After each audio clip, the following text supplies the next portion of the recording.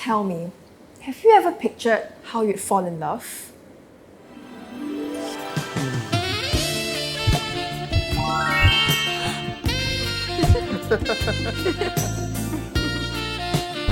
Sorry, Nicole, we're not living in the 90s, Take two.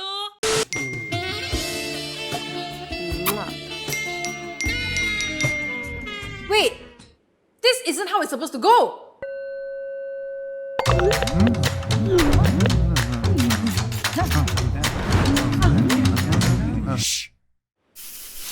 So, dating. Everyone's favourite topic. Bet some of you guys are even curious to know whether or not I'm still on the market. Well, the answer is yes. I've been single for 5 years. I know, it's been damn long.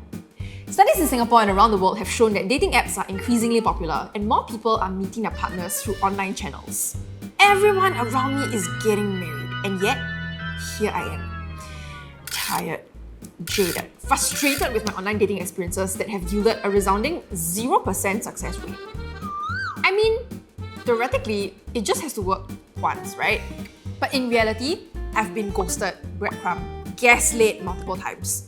One guy who tested positive for COVID 2 days after we went on the first date even insisted it was me who passed it to him, and he wouldn't let it go. Not to mention the shocking amount of lewd and disrespectful messages that some men have sent to me as a conversation opener, and I know that I'm not the only one who's experienced this. Isn't falling in love supposed to be exhilarating, like my heart is racing and I can't fall asleep? But seeing as this was lifted off a listicle titled 12 Scientifically Proven Signs You're in Love, I probably wouldn't know. Most days though, I just feel like my self-worth dwindles down to one image and a single punchline. So, question, am I just experiencing dating app fatigue, or is all this swiping around on dating apps starting to kill romance? One argument, two sides. It's Nicole versus Nicole. Okay, Nicole, it's 2022. You're not living in the 1940s, and Ryan Gosling is not going to climb up a Ferris wheel to ask you out. Remember how everyone was stuck in lockdown during the height of the pandemic and we couldn't go out on physical dates? Dating apps and video dating kept people's love life alive. Being able to see your date's body language and hear their voice meant having more time and opportunities to build a strong emotional bond even before going on their first date. And according to a match study, 56% of respondents reported feeling chemistry on a video date, and 50% said they fell in love over video. Take it from my good friend Kip. Hi Kip! Hate to break it to you, Nick, but Jeff and I met online and then we fell in love over a phone call, so it's possible. He called me the day we matched, then we met up the day after, and now we're engaged. Yay! Love is love is love. It can happen anywhere and anytime. There isn't a set way to falling in love. You say that now, but you must agree that the very aspect of online dating, i.e. swiping through multiple profiles to see who fits your physical requirements, feels super transactional and superficial. Because it is. Research has shown that people's reason for swiping right is almost entirely based on the other person's look and their race, and that decisions are often made in less than a second.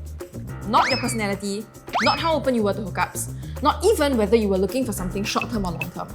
This shows just how little everything beyond attractiveness and race mattered when it came to swiping behaviour.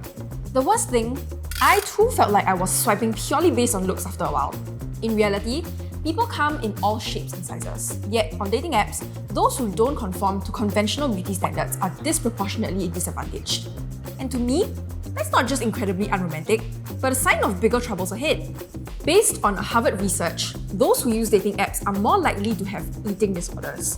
The act of continuously evaluating profile pictures of others and also being scrutinized by other users has resulted in a rise in body shaming and body image issues.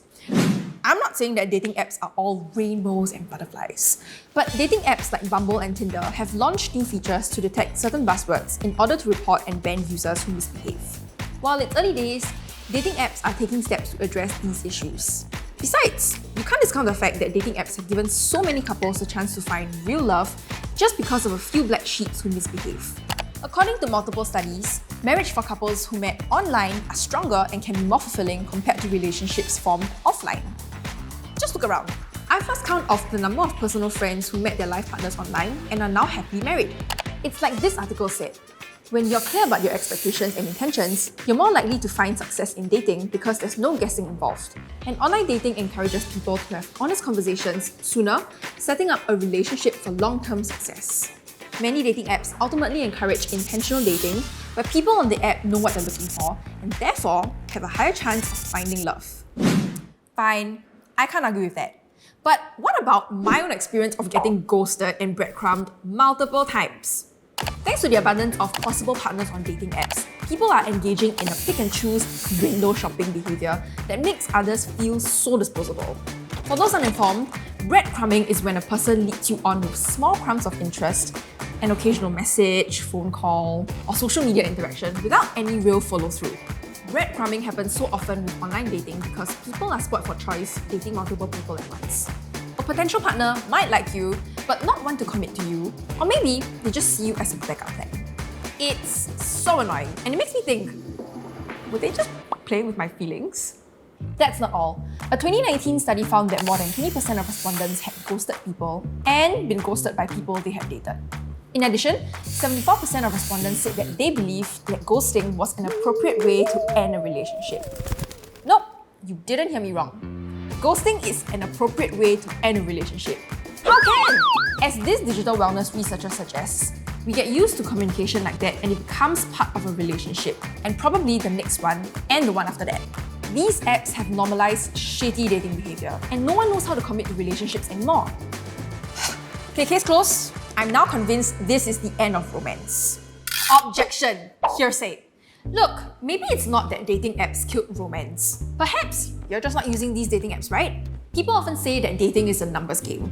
Simple probability, right? The more you swipe, the higher the chances of you meeting the one. Except, no, not really. The magic number apparently is 9.